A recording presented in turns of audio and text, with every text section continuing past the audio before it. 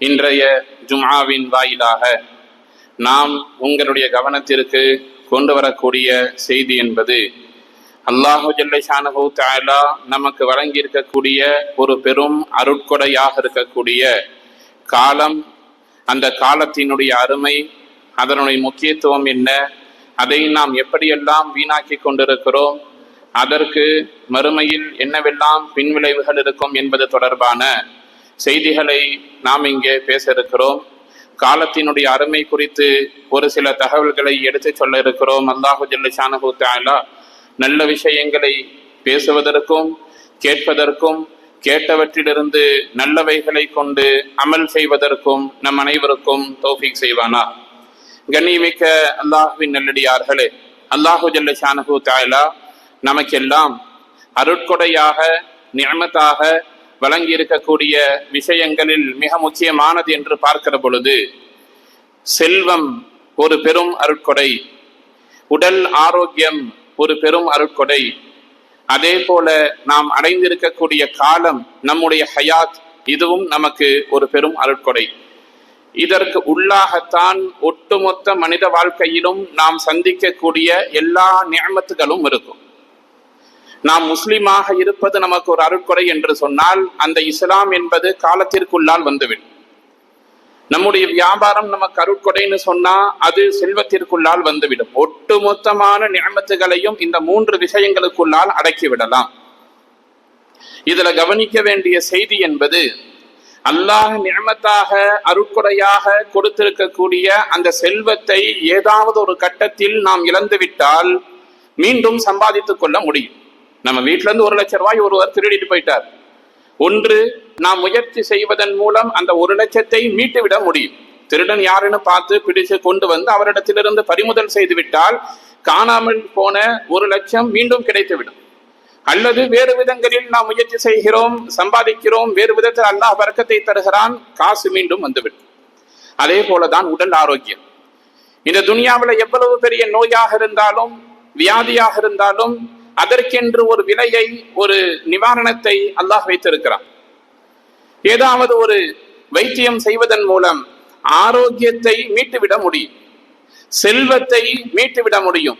இழந்து விட்டால், செல்வத்தை இழந்துட்டால் மீட்டுவிடலாம், ஆரோக்கியத்தை இழந்தால் மீட்டுவிடலாம்.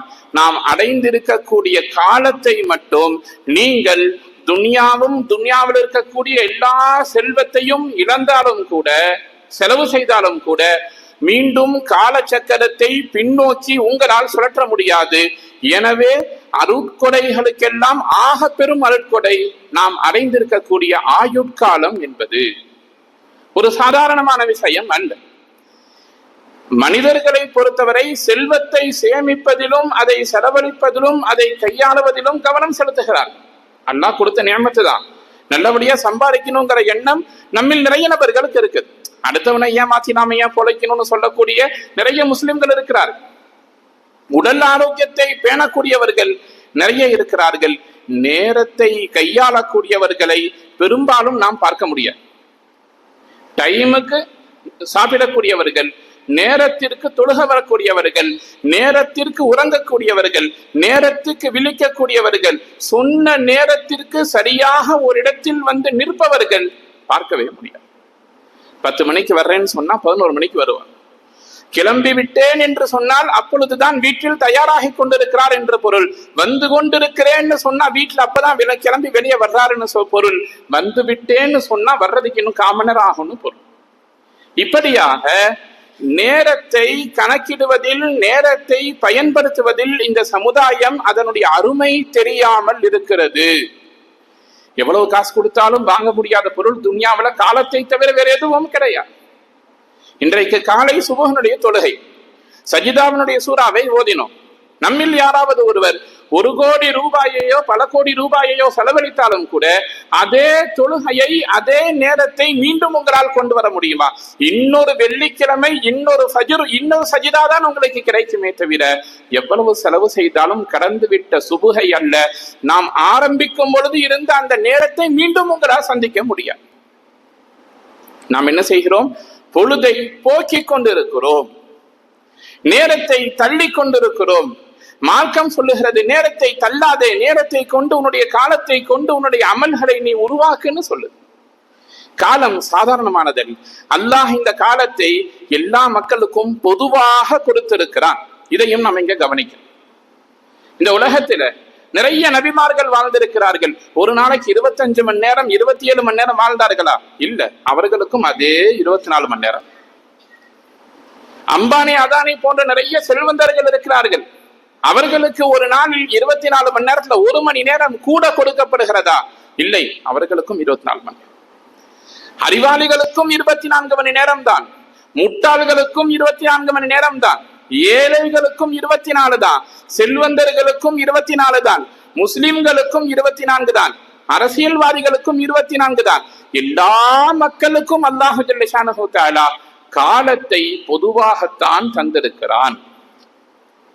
அதை கவனமாக சிரத்தையோடு திட்டமிட்டு சரியாக பயன்படுத்தி சரியாக உழைத்தவர்கள் ஜெயித்து விடுகிறார். ஒரே வேலையை செய்யக்கூடிய 2 நபர்கள், ஒருவர் சரியாக திட்டமிடுகிறார், சரியாக செயல்படுகிறார், வெற்றி அடைகிறார், சம்பாதிக்கிறார், காசுபணங்களை பார்த்து விடுகிறார். பொதுபோக்காக இருப்பவர்கள் வியாபாரத்தை விட்டு விடுகிறார்கள், அரசியலை விட்டு விடுகிறார்கள், ஆன்மீகத்தை விட்டு விடுகிறார்கள், குடும்பத்தை விட்டு விடுகிறார்கள். இந்த உலகத்துல வாழ்ந்த நபிமார்களுக்கும் ரசூல்மார்களுக்கும் ஏழைக்கும் பணக்காரர்களுக்கும் ஒரே காலம்தான் இறைவனால் வகுக்கப்பட்டிருக்கிறது. நாம் இன்னொரு செய்தியையும் கவனிக்கிறோம். இப்படி அல்லாஹு ஜல்ல ஷானஹு தஆலா எல்லா மக்களுக்கும், நபிமார்கள் ரசூல்மார்கள் செல்வந்தர்கள் ஏழைகள் அறிவாளிகள் அறிவில்லாதவர்கள், இப்படி எல்லா நபர்களுக்கும் பொதுவாக காலத்தை கொடுத்திருந்தாலும் கூட அந்த காலத்தை எப்படி பயன்படுத்த வேண்டும் என்பதையும் தெளிவுபடுத்தி இருக்கிறார். மார்க்கத்துல எல்லாத்துக்கும் ஒரு ஸ்கேல் இருக்கிறது, ஒரு அளவு இருக்கிறது. நீங்கள் எப்படி வேண்டுமானாலும் வாழ்ந்துவிட்டு செல்லுங்கள் என்று எல்லா நபர்களையும் அல்லாஹ் விட்டுவிடவில்லை. மாறாக நீங்கள் காலையில் என்ன செய்ய வேண்டும், மதியம் என்ன செய்ய வேண்டும், மாலையில் என்ன செய்ய வேண்டும், இரவில் என்ன செய்ய வேண்டும், ரமதானுடைய காலத்தில் என்ன செய்ய வேண்டும், துல்ஹஜ்ஜுடைய காலத்தில் என்ன செய்ய வேண்டும், எல்லாவற்றையும் மிக வெளிப்படையாகவே அல்லாஹ் குர்ஆன்ல சொல்லி இருக்கிறான். பாருங்கள், அல்லாஹ் குர்ஆன்ல பேசுறான், காலை நேரங்களில் நாம் என்ன செய்ய வேண்டும். வபில் அஸ்ஹாரி ஹும் யஸ்தக்ஃபிரூன். அல்லாஹ் குர்ஆன்ல சொல்றான், சஹர் நேரங்களில் அவர்கள் இஸ்திக்ஃபார் செய்வார்கள். அப்படியானால் இந்த ஆயத்தினுடைய நோக்கம் என்ன? தஹஜ்ஜத்தினுடைய நேரங்களில் எழுந்து நீங்கள் தஹஜ்ஜத்தை தொழுதுவிட்டு சஹர் நேரத்தில் அல்லாஹ்விடத்தில் அன்றைய நாளுக்கான பாவ மன்னிப்பை கேளுங்கள். வபில் அஸ்ஹார், சஹர் நேரங்களில் அவர்கள் பாவ மன்னிப்பு தேடுவாங்க. ஆனா நம்மளை பொறுத்த வரைக்கும் சஹர் நேரம் என்பதும் இஃப்தார் நேரம் என்பதும் ரமலானுக்கானது. ரமலானுடைய நாள் வந்துச்சுனாலே சஹர் முடிவு எத்தனை? 4:35, 4:40 எழுதி போட்டிருக்கீங்க, 5 நிமிஷத்தை குறைத்து எழுதுங்கள் என்று சங்கடப்பட்டுக் கொள்ளக்கூடியவர்களுக்கு சொல்லுகிறோம். ரமலானுக்கு மட்டுமல்ல சஹருடைய காலம் என்பது காலம் எல்லாம் இருக்கிறது. சஹருடைய முடிவு என்பது அடிப்படையில் பாங்கு சொல்லுவதற்கு சரியாக 20 நிமிடங்களுக்கு முன்னால் முடிவடைகிறது தினந்தோறும். அந்த நேரத்தை நாம் என்ன செய்கிறோம்? தூங்கிக் கொண்டிருக்கிறோம். குர்ஆன் என்ன செய்கிறது? நீங்கள் சஹர் நேரத்தில் எழுந்து முஅத்தின் அதான் சொல்லுவதற்கு முன்னால் எழுந்து தஹஜ்ஜத்தை தொழுது விட்டு அல்லாஹ்விடத்திலே அதிகாலையில் பாவ மன்னிப்பு தேடுங்கள், நாட்கள் பரக்கத்தாக இருக்கும். குர்ஆன் சொல்கிறது. சரி, தஹஜ்ஜத்திற்கு எழுந்து விட்டோம், தொழுது விட்டோம், அல்லாஹ்விடத்தில் பாவ மன்னிப்பு தேடிவிட்டோம், ஃபஜ்ருடைய தொழுகையும் தொழுது விட்டோம். பிறகு என்ன செய்ய வேண்டும்? குர்ஆன் பேசுகிறது, இன்ன குர்ஆனல் ஃபஜ்ரி கான மஷ்ஹூதா. ஃபஜ்ருடைய நேரத்தில் ஓதப்படக்கூடிய குர்ஆன் ஷரீஃபினுடைய நன்மைகளுக்கு சாட்சியாக மலக்குமார்கள் இருக்கிறார்கள். ஆயத் என்ன சொல்லுகிறது? ஃபஜ்ர் முடிந்தால் கொஞ்ச நேரம் குர்ஆன் ஓதுங்கள். இந்த ஆயத்தினுடைய நோக்கம் அதுதான். இன்ன குர்ஆனல் ஃபஜ்ர், ஃபஜ்ர் நேரத்தில் ஓதப்படக்கூடிய குர்ஆன். ஃபஜ்ர் நேரத்தில் என்ன செய்யணும்? குர்ஆன் ஓதணும். கொஞ்சமாவது குர்ஆனுக்கு நேரம் கொடுக்க வேண்டும். குர்ஆனின் மூலம் தான் உங்களுடைய காலை பொழுது ஆரம்பமாக வேண்டும். சரி, பகல் காலம் எப்படி இருக்க வேண்டும்? அந்த ஜுமாவினுடைய ஆயத்தை மையமாக வைத்து நீங்கள் யோசித்து பாருங்கள். இதா நூதிய லிஸ்ஸலாத்தி மின் யௌமில் ஜும்ஆ, ஜும்ஆவுக்கு பகல் நேரத்தில் நீங்கள் அழைக்கப்பட்டால் ஃபஸ்அவு இலா திக்ரில்லாஹ், ஜும்ஆவினுடைய தொழுகைக்காக வேண்டி நீங்கள் விரைந்து வாருங்கள். ஆயத்தினுடைய அடிப்படையில ஜும்மாவுக்கு பாங்கு சொன்னா மட்டும்தான் தொழுகைக்கு வரணுமா? லுஹருடைய தொழுகைக்கு பாங்கு சொன்னால் வர வேண்டாமா? நோக்கம் அதுவல்ல. பகல் காலங்களில் தொழுகைக்காக வேண்டி லுஹருக்கோ அசருக்கோ பாங்கு சொல்லப்பட்டால் வியாபாரத்தை விட்டுவிடுங்கள், தொழுகைக்கு வாருங்கள். தொழுக முடிஞ்சிருச்சா, நீங்கள் வியாபாரத்தின் பக்கம் பூமியில் விரைந்து செல்லுங்கள், பரவி செல்லுங்கள், ரிஸ்கை தேடுங்கள், வியாபாரத்தை பாருங்கள். பகல்ல என்ன செய்யணும் அல்லாஹ் குர்ஆன்ல சொல்றான். ஃபஜ்ர்ல என்ன செய்யணும் அல்லாஹ் குர்ஆன்ல சொல்றான். மாலை நேரங்களில் என்ன செய்ய வேண்டும்? சாயந்தரம் மாலை என்ன செய்ய வேண்டும்? ஃபசுப்ஹானல்லாஹி ஹீன தும்சூன வ ஹீன துஸ்பிஹூன். அல்லாஹ்வை திக்ர் செய்யுங்கள், நினைவு கூறுங்கள். 6 மணி நேரம் வேலை, 9 மணிக்கு போறாரு, சாயந்தரம் 5 மணிக்கு 6 மணிக்கு வேலை முடிந்து விடுகிறதா? தஸ்பீஹ் செய்யுங்கள். அஸ்ருனுடைய நேரம், ஃபஜ்ருனுடைய நேரம், குர்ஆனுக்கு பின்னால் தஸ்பீஹ் ஓதுங்கள். மாலை நேரத்தில் சுப்ஹானல்லாஹ் ஃபஸப்பிஹ் பிஹம்தி ரப்பிக கப்ல துலூஇ ஷம்ஸி வ கப்ல குரூபிஹா. சூரியன் உதித்ததற்கு பின்னால் முன்னால், அதே நேரத்தில் சூரியன் மறைந்ததற்கு பின்னால் முன்னால் நீங்கள் அல்லாஹ்வை தஸ்பீஹ் செய்யுங்கள். மாலை நேரம் குர்ஆன்ல சொல்லப்படும். அதே போல இரவு நேரத்தில் என்ன செய்ய வேண்டும்னு பார்க்கிற பொழுது நிறைய இறைவசனங்கள் இருக்கிறது. அல்லாஹ் கூறுகிறான், ஒமினல் லைலி ஃபதஹஜ்ஜத் பிஹி நாஃபிலத்தன் லக். இரவு நேரத்தில் நீங்கள் தஹஜ்ஜத்தை தொழுகுங்கள். அதே போல குமில் லைல இல்லா கலீலா. ஒரு நல்லடியார் எப்படி இருப்பார்னு சொன்னா, நபி ஸல்லல்லாஹு அலைஹி வஸல்லம் அவர்களை பார்த்து அல்லாஹ் சொல்லுகிறான், குமில் லைல இல்லா கலீலா. இரவுல கொஞ்ச நேரம் தூங்குங்க, நிறைய நேரம் இபாதத் செய்யுங்க. இப்படியாக அல்லாஹ் 24 மணி நேரத்தை எல்லா மக்களுக்கும் பொதுவாக கொடுத்திருந்தாலும் கூட அந்த நேரத்தை நாம் எப்படி கட்டமைத்து சரியாக செயல்பட்டு மறுமையை சம்பாதித்துக் கொள்ள வேண்டும் என்பதை சொல்லித் தருகிறார். நம்முடைய ஹயாத் என்பது ரொம்ப சவாலான விஷயம், சாதாரணமானப்பட்டது அல்ல. ஹயாத்துங்கிறது ரொம்ப சவாலான விஷயம். கொஞ்சம் யோசித்து பாருங்களேன். நமக்கு ஒரு மனிதர் சராசரியாக 60 வருடம் வாழுகிறார். எத்தனை வருஷம்? சராசரியாக 60 வருடம் வாழுகிறார் என்று சொன்னால் ஒரு நாளைக்கு 8 மணி நேர உறக்கம் ஒருவருக்கு. ஒரு நாளைக்கு 8 மணி நேரம். குழந்தை பருவத்தில் அதிகமாக இருக்கும், வாலிபத்தில் குறைவாக இருக்கும், முதுமையில் அதிகமாக இருக்கும். சராசரியாக ஒரு நாளைக்கு ஒருவர் 8 மணி நேரம் உறங்கினால் 60 வருஷ வாழ்க்கையில கிட்டத்தட்ட 20 மணி நேரம் ஒருவன் 20 வருஷம் தூக்கத்தில் கழிக்கிறார். எவ்வளவு ஆச்சரியமாக இருக்கிறது! நமக்கு எவ்வளவு பெரிய ஆயுள் வீணாகிறதுன்னு பாருங்க. 60 வருஷம் வாழ்றார், ஒரு நாளைக்கு சராசரியாக 8 மணி நேரம் தூங்கினா 20 வருடம் தூக்கத்தில் கழிகிறது. ஒரு நாளைக்கு குறைஞ்சபட்சம் 6 மணி நேரம் ஒருவர் வேலை செய்கிறார். காலையில 9 மணில இருந்து சாயந்தரம் 6 மணி வரைக்கும் வேலை செய்கிறாருன்னா அவருடைய வேலை செய்யக்கூடிய நேரம் என்பது 60 வருஷத்துல கிட்டத்தட்ட 15 வருடங்கள். 15 வருடம் வேலையில் சென்று விடுகிறது. 20 மணி நேரம் தூங்கியே கழிகிறது. பயணம் என்பது சராசரியாக 60 வருஷத்துல குறைந்தது 3 to 5 வருடங்கள் பயணத்திலேயே கழிகிறது. சாப்பிடுவது, தூங்குவது, நேரங்களை போக்குவது, மொபைல் போன் போன்ற விஷயங்கள்ல பாக்குறது, அதே போல சொந்த தேவைகளுக்காக வேண்டி அங்க வர்றது இங்க வர்றதுன்னு எல்லாவற்றையும் சேர்த்தால் ஒரு 10 வருஷம்னா கிட்டத்தட்ட 35, 45, 48, 50 வருடங்களுக்கு மேல் மனிதன் எந்த பிரயோஜனமும் இல்லாமல் அடிப்படை தேவைக்காக கழிக்கிறான். இன்னொரு நல்ல ஒரு கணக்கை பாருங்கள். ஒரு சராசரியாக 60 வருஷம் வாழ்றாருன்னு சொன்னால் 17 வருடம் அவருக்கு பள்ளிக்கூடத்திற்கான கல்விக்கான காலம் சென்று விடுகிறது. 12வது படிக்கிறப்ப 17 வயசு, மேற்படிப்பு 3 வருஷம் படிச்சா 20 வயசு. 20 வயதில் ஒருவர் வெளியே வந்து தொழுகையை ஆரம்பிக்கிறாருன்னு சொன்னா 60 வயதில் வஃபாத் ஆகிறாருன்னு சொன்னால் இந்த 40 வருட காலத்தில் ஒரு வேளை கூட விடாமல் ஒருவர் தொடர்ந்து தொழுது கொண்டே இருந்தாலும் கூட 60 வருஷத்துல கிட்டத்தட்ட ஒரு வருடம் 5 மாதம் தான் தொழுததாக கணக்கெடுக்கப்படும். மொத்தமா கூட்டி பார்த்தா ஒரு நாளைக்கு 50 நிமிஷம், ஒரு வேலைக்கு 10 நிமிஷம் உள்ள வர்றோம், தொழுகிறோம், முன்பின் சுண்ணத்தோடு சேர்த்து 10 to 15 நிமிஷம் வச்சாலும் கூட 2 வருடம் கூட உங்களால் முழுமையாக இபாதத் செய்ததாக கணக்கிட முடியாது. அல்லாஹ் கொடுத்த ஆயுள் 60 வருஷம். தொழுகைக்காக நாம் செலவு செய்த நேரம் 2 வருஷம். மிச்சம் 58 வருஷத்துக்கு அல்லாஹ் என்ன செய்வான்? நாளை மறுமையில் கொண்டு வந்து நம்மை நிற்க வைத்து லா யஸாலு கதமா அப்தின் யௌமல் கியாமத்தி, மறுமை நாள்ல 58 வருஷத்துக்கு நாம் கணக்கு சொல்லணும். ரசூலுல்லாஹ் சொல்றாங்க, கால்கள் அசையாது, ஒற்றிக்கொள்ளும். மஹ்ஷர் மைதானத்தில அல்லாஹ் கேட்பான், நான் உனக்கு கொடுத்த ஆயுளை நீ என்ன செய்தாய்? அதற்கு உள்ள வந்து கேட்பான், உனக்கு கொடுத்த வாலிபத்தை நீ என்ன செய்தாய்? இதே 24 மணி நேரம், இதே மாசத்துக்கு 30 நாள், வருஷத்துக்கு 365 நாள், இந்த நாட்களை வைத்துதான் நபி ஸல்லல்லாஹு அலைஹி வஸல்லம் அவர்கள் 23 ஆண்டுகள் வேலை செய்தார்கள். கியாமத் வரைக்கும் தீன் ஹயாத்தாக இருந்தது. ரசூலுல்லாஹ்வுக்கு அல்லாஹ் கூட நேரத்தை கொடுத்தானா? இல்லையே. ரசூலுல்லாஹ்வுக்கு கூட நேரத்தை கொடுத்தானா? இல்லை. நிறைய இமாம்கள் இருக்கிறார்கள், நிறைய சஹாபாக்களின் வரலாறுகள் இருக்கிறது.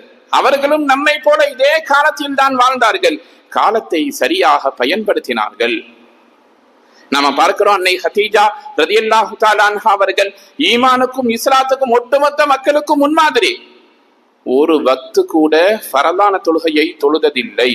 தொழுகையே கடமை இல்லை. 10 வருஷம் ஈமானில் இருந்தார்கள். தொழுகை கடமையாவதற்கு முன்னாலேயே மரணித்து போனவர்கள், ஆனால் சொர்க்கத்தை நசீபாக்கி கொண்டார்கள். காலம் அவர்களுக்கு கனிந்திருந்தது. அதே போல நாம் பார்க்கிறோம், ஹஜ்ரத் சஅத் இப்னு முஆத் ரலியல்லாஹு தஆலா அன்ஹு ரொம்ப ஆச்சரியமான ஒரு சஹாபியின் வரலாறு. துனியாவில் இந்த மாதிரி ஒரு வரலாறை யாரும் எங்கேயும் கேள்விப்பட்டு இருக்க முடியாது. சஅத் இப்னு முஆத் ரலியல்லாஹு தஆலா அன்ஹு அவர்கள் வஃபாத் ஆகிற பொழுது அவருக்கு 37 வயசு. நம்மை விட கிட்டத்தட்ட சிறியவர். 37 வயசுல அவர் வஃபாத் ஆகிறார். எத்தனை வயசுல அவர் ஈமான் கொண்டார் தெரியுமா? கிட்டத்தட்ட ஈமானோட 5 வருஷம் தான் வாழ்ந்தார். 31 அல்லது 32 வயசுல இஸ்லாத்திற்குள்ளால் வருகிறார். அவுஸ் என்று சொல்லப்படக்கூடிய ஒரு பெரும் கோத்திரத்தினுடைய தலைவர் 31 அல்லது 32 வயசுல ஈமானுக்குள்ளால் வருகிறார். நபி ஸல்லல்லாஹு அலைஹி வஸல்லம் கொண்டு ஈமான் கொள்ளுகிறார். ஈமான் கொண்டதற்கு பின்னால் ஒரு போர்க்களத்தில் காயமாகி போர்க்களத்திற்கு வெளியே மரணிக்கிறார். அவருடைய மரணம் எப்படி இருந்தது தெரியுமா? அல்லாஹ்வின் அர்ஷ் நடுங்கியது. 37 வயதில் 5 வருடம் ஈமானில் இஸ்லாத்தில் இருந்த ஒரு நபரனுடைய மரணம் அல்லாஹ்வின் அர்ஷை நடுங்கச் செய்தது என்று சொன்னால், அந்த 5 வருஷம் அவர்கள் செய்த வேலை எப்படி இருக்கும் என்பதைத்தான் நாம் இங்கே சிந்திக்க வேண்டும்.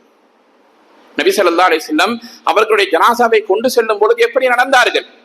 நெருக்கடிக்கு மத்தியில் செல்வதை போல தன்னுடைய பெருவரலை பூமியில் அழுத்தி நிதானம் இல்லாமல் நடந்தார்கள். கேட்ட பொழுது சொன்னாங்க, 70,000 மலக்குமார்கள் இவருடைய ஜனாசாவில் கலந்து கொள்வதற்காக வந்திருக்கிறார்கள். நெருக்கடி அதிகமாக இருக்கிறது. மலக்குமார்களில் ஆயிரக்கணக்கானவர்களை நான் பார்க்கிறேன்னு சொன்னாங்க. வெறும் 37 வயசு, 5 வருடம் இஸ்லாத்தில் இருந்தார். 5 வருஷம் முஸ்லிமாக வாழ்ந்தவர் அவ்வளவு பெரிய சாதனையை செய்கிற பொழுது நாம் பிறப்பால் முஸ்லிம் எதை சாதித்திருக்கிறோம் என்று சற்றே யோசித்து பார்க்க கடமைப்பட்டிருக்கிறோம். ஹஜ்ரத் அபூ ஹுரைரா ரலியல்லாஹு தஆலா அன்ஹு அவர்கள் இஸ்லாத்தை ஏற்றுக்கொள்ளுகிற பொழுது கிட்டத்தட்ட ஹிஜ்ரி 7, ரசூலுல்லாஹ் மரணிக்கிற பொழுது ஹிஜ்ரி 10. 3 வருஷம் இஸ்லாத்தில் இருந்தார்கள். 5374 ஹதீஸை இந்த மார்க்கத்திற்கு கொடுத்திருக்கிறார். 5374 ஹதீஸ். ரசூலுல்லாஹ்வோட காலமெல்லாம் இருந்த அபூபக்கர் சித்திக் ரலியல்லாஹு 100லிருந்து 500க்குள்ளதான் ஹதீஸ் சொல்லி இருக்கிறார். ஆனா 5000 ஹதீஸ் எப்படி சாத்தியமானது? காலத்தை பரக்கத்தாக பயன்படுத்தினார்கள். நாமும் காலத்தை எப்படியெல்லாம் வீணாக நாம் கழித்துக் கொண்டிருக்கிறோம் என்பதை யோசிக்கிற பொழுது சற்றே கவலையாகத்தான் இருக்கிறது. எப்படியெல்லாம் இந்த சமுதாயம் நேரத்தையும் காலத்தையும் வீணாக்கி கொண்டிருக்கிறது. மிக முக்கியமான 2 விஷயம்.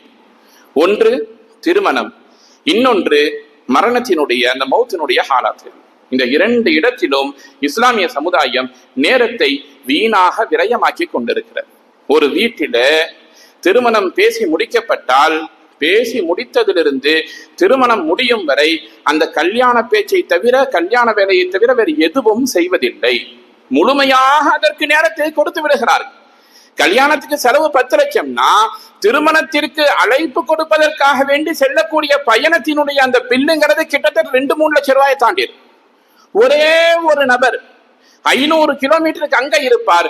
நேரில் போய் சொல்ல வேண்டும் என்பதற்காக 3 நாள் பயணம் செய்து திருமணத்திற்கு அழைப்பு கொடுக்கிறார்கள். மார்க்கம் சொல்லுகிறது, ஈஜாபு, கபூல், ஹுத்பா, மஹரு இவ்வளவுதான் திருமணம். 10 நிமிஷத்து வேலை மார்க்கத்தின் அடிப்படையில் திருமணம் என்பது. 2 சாட்சி இருக்கணும், பெண்ணினுடைய சார்பில் ஒரு வக்கீல் இருக்கணும், மகர் கொடுக்கப்பட வேண்டும், இன்னார் மகள் இன்னாரை உனக்கு திருமணம் செய்யறதுக்கு சம்மதமானு கேட்கணும், அவர் சம்மதம்னு சொல்லணும், நிக்காக நடந்திருக்கிறது என்பதை ஜமாத்திற்கு அறிவிப்பு செய்ய வேண்டும். இவ்வளவுதான் திருமணம். ஆனால் நாம் என்ன செய்கிறோம்? திருமணத்திற்காக ஒவ்வொரு நபரும், ஒருவர் திருமணத்திற்காக அழைக்கப்படுகிறார்னு சொன்னா, திருமணத்தில் கலந்து கொள்ள வேண்டும்னா ஆக குறைந்தது 24 மணி நேரம் செலவு செய்கிறோம். காலையில கிளம்பி வீடு வந்து சேர்றதுக்கு 1 நாள் ஆகும். ஆனால் இந்த 24 மணி நேரம் மனிதனுடைய ஆயுள் எவ்வளவு பெருமதியானது என்பதை நாம் யோசிப்பதற்கு தவறிவிடுகிறோம். இதற்குள்ளால் தொழுகை வீணாகி விடுகிறது, மற்ற வேலைகள் வீணாகி விடுகிறது. இதே மாதிரி கல்யாணத்தை பாருங்க, வெறுமனே 1 நாள்ல முடியுதா? அதற்கு முதல் நாள் தலப்பாக்கட்டுங்கிற பேர்ல அன்னைக்கு 1 நாள் முழுக்க போய், அதற்கு முதல் நாள் நிச்சயம்ங்கிற பேர்ல 1 நாள் போயிடும், பூ வைக்கிறதுங்கிற பேர்ல 1 நாள் போயிடும், பின்னால் வலிமாங்கிற பேர்ல 1 நாள் போயிடும், மறுவீடு சிறு வீடுங்கிற பேர்ல கிட்டத்தட்ட 7-8 நாட்கள் 10 நாட்கள் திருமணத்திற்காக இந்த சமுதாயம் செலவழிக்கக்கூடிய காலம், அதற்கு நாம் எப்படி பதில் சொல்ல போகிறோம் நாளை மறுமையில? காலங்கள் விலை கொடுத்தாலும் வாங்க முடியாது. எவ்வளவு சிறப்பானது நாம சொல்றோம். வீணான விஷயங்களுக்காக வேண்டி நேரம் கழிகிறது. அதே போல 10 to 11, 11 to 12 சொல்லி நேரம் குறிக்கப்பட்டு வருகிறது. குறிப்பிட்ட நேரத்தில் குறிப்பிட்ட இடத்தில் திருமணங்கள், இஸ்லாமிய திருமணங்கள் நடந்ததாக வரலாறுகளே கிடையாது. 1 மணி நேரத்துக்கு முன்னாடி வந்து உட்கார்ந்துருவாங்க, அல்லது தொழுகைக்கு பின்னால் வருகிறார்கள். நேரத்தை பின்பற்ற லேட்டா வர்றதுல என்ன பிரச்சனைனா, ஒரு ஜமாத்தினுடைய நேரம் வீணாகிறது. பள்ளிவாசலனுடைய ஜமாத்தினுடைய நேரம் அங்கே வந்து மக்கள் 11 மணிக்கு கல்யாணம்னு சொன்னா 10 மணிக்கு வந்து உட்கார்ந்து விடுகிறார்கள். ஆனால் மாப்பிள்ளை உள்ளே வருவது 12:30க்கு 12:45க்கு லுஹர் தொழுகையை தள்ளி வையுங்கள்னு கேட்கக்கூடிய அளவிற்கு சமுதாயம் அறியாமையில் நின்று கொண்டிருக்கிறது. நாம் சொல்லுகிறோம், திருமணம் ரொம்ப லேசானது, ரொம்ப அழகானது, ரொம்ப சுன்னத்தானது, பள்ளிவாசலில் வைத்து எளிமையாக செய்யப்பட வேண்டியது. நேரமும் காலமும் பொருளும் பொருளாதாரமும் வீணாக கழிந்து கொண்டிருக்கிறது. ஒரு பக்கம் திருமணத்தின் பெயரா, இன்னொரு பக்கம் பார்க்கிறோம், ஒரு வீட்டுல ஜனாசான்னு சொன்னா நபி ஸல்லல்லாஹு அலைஹி வஸல்லம் அவர்கள் சொல்றாங்க, உங்களில் ஒருவர் சுபுஹ்னுடைய நேரத்தில் வஃபாத்தாகிவிட்டால் அவருடைய மதிய உறக்கம் கபரில் இருக்கட்டும்னு சொல்றான். ஃபஜ்ரில் வஃபாத்தானா லுஹருடைய அந்த உறக்கம் என்பது அந்த ஜனாசாவிற்கு கபரில் இருக்க வேண்டும். மதியம் வஃபாத்தானால் அசரில கபரில கொண்டு போய் வைத்து விட வேண்டும். மாம வரணும், மச்சா வரணும், மருமக வரணுங்கிற பேரில 24 மணி நேரத்திற்கு குறையில்லாமல் அந்த ஜனாசா காத்து கொண்டிருக்கிறது துன்யாவில். யார் வந்து உயிர் கொடுத்து அவர்களுக்கு என்ன சிறப்பை சேர்த்து விட முடியும்? அந்த ஒரு ஜனாசா அங்கே 1 நாள் முழுக்க இருப்பதன் காரணமாக பல நபர்களுடைய நேரம் அங்கே விரயமாக்கப்படுகிறது. இந்த காலங்களுக்கு நாம் பதில் சொல்லி ஆக வேண்டும். இதுல நம்மிடத்தில் எழுதப்படாத ஒரு ஷரத்து இருக்கிறது. 5 பாங்குக்குள்ள எடுத்துரும். ஷரியத்தினுடைய எந்த இடத்திலையும் அந்த மாதிரி 5 பாங்கன் குறிப்பிட்டதாக நான் இதுவரை கண்டதில்லை. அப்படி எதுவும் சட்டம் இல்லை. ரசூலுல்லாஹ் சொன்ன ஹதீஸ் என்ன? ஒரு வக்தில இருந்தா அடுத்த வக்துக்கு கொண்டு போய் உள்ள செலுத்திடுங்கன்னு சொல்லுது. ஆனால் 24 மணி நேரத்திற்கு குறையில்லாமல் ஐஸ் பாக்ஸ்ல கொண்டு போய் வச்சு பாதுகாத்து கொண்டிருக்கிறோம். இது மாதிரியான நேரங்களில், இது மாதிரியான காலங்களில் நம்முடைய நேரத்தை நாம் வீணாக்கி கொண்டிருக்க கூடாது. நபி ஸல்லல்லாஹு அலைஹி வஸல்லம் அவர்கள் சொல்றாங்க, அல்லாஹு ஜல்ல ஷானுஹு தஆலா ஒரு உம்மத்தின் மீது, ஒரு சமுதாயத்தின் மீது கோபமாக இருக்கிறான் என்று சொன்னால் அவர்களுடைய காலம் வீணாகுவதற்கான வாய்ப்பை ஏற்படுத்தி விடுவான். நம்முடைய ஆயுட்காலம் எப்படி இருக்க வேண்டும் என்பதை குர்ஆனில் பார்க்கிற பொழுது அல்லாஹ் சொல்றான், வலல் ஆகிரத்து கைருன் லக மினல் ஊலா.